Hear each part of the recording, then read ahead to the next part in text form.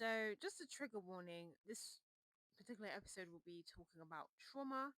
And it's so important that I talk about this topic because trauma, unprocessed trauma, is something that is a real blockage and a hindrance to an individual being able to see transformation and growth and progress in their lives. And it's so important that if you're desiring to see growth and transformation, you need to be healed from, trauma. You need to have process for your trauma because you're unable to truly take in new information, be transformed, and shift or pivot in the way that you need to be able to become the woman that you need to become in order to achieve your goals and be healthy and empowered, where certain mindsets or behavior pattern is rooted in trauma. Without dealing with the trauma, you won't be able to see the transformation and change that you need to see. So it's so important that we talk about trauma. And in recent times, we've been hearing a lot more about trauma. People have been talking about it more. But what exactly is trauma? What exactly is it? And I just want to define it in very, very simple terms.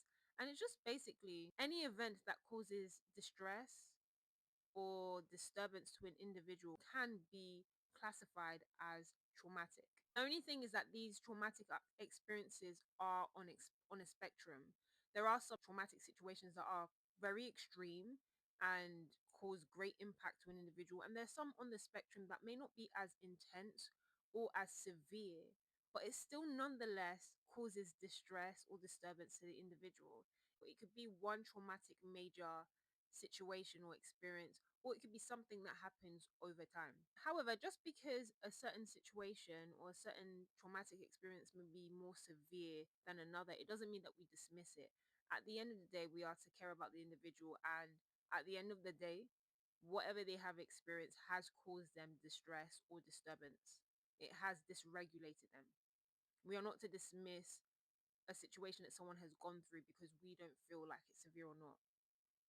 We can acknowledge that it may be on a different end of the spectrum, but we are not to dismiss the trauma that they have experienced because it's still traumatic to them. Everyone is different. What one person may find or take as traumatic, someone else may not, and vice versa.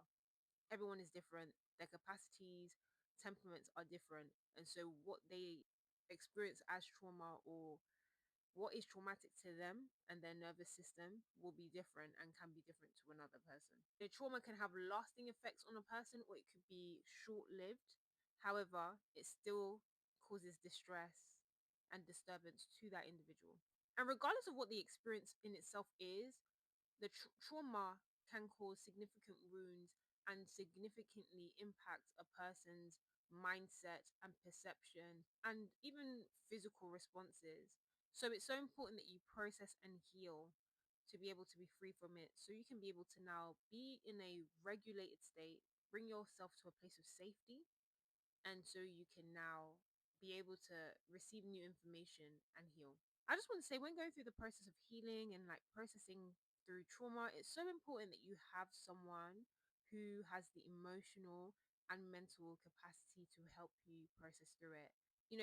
Being able to process with someone can be really, really helpful because you're able to, talk things out.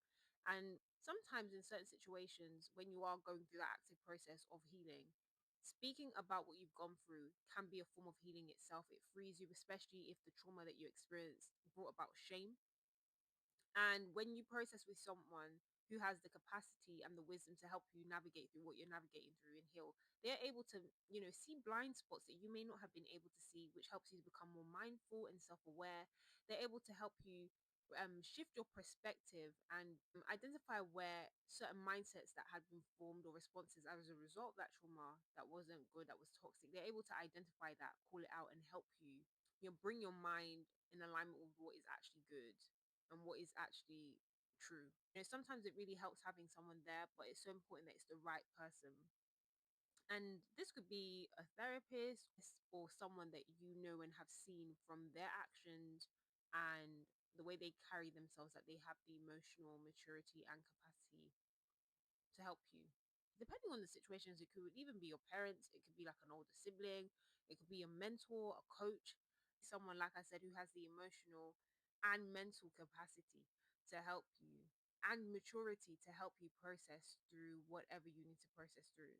Because the truth of the matter is that not everyone, even if they are the loveliest person, even if they are your best friend, not everyone has the capacity to help you deal with the weight of your trauma.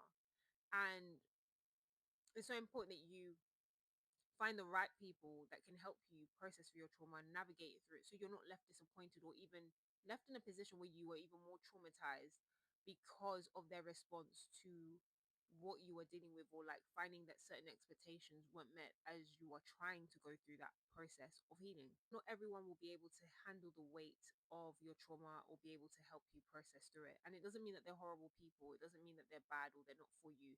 It just means that they, in that particular situation, do not have the capacity to help you or give you what you need there. And so be wise and discerning. Don't be paranoid, but just be very intentional with whom you share it with. So yeah.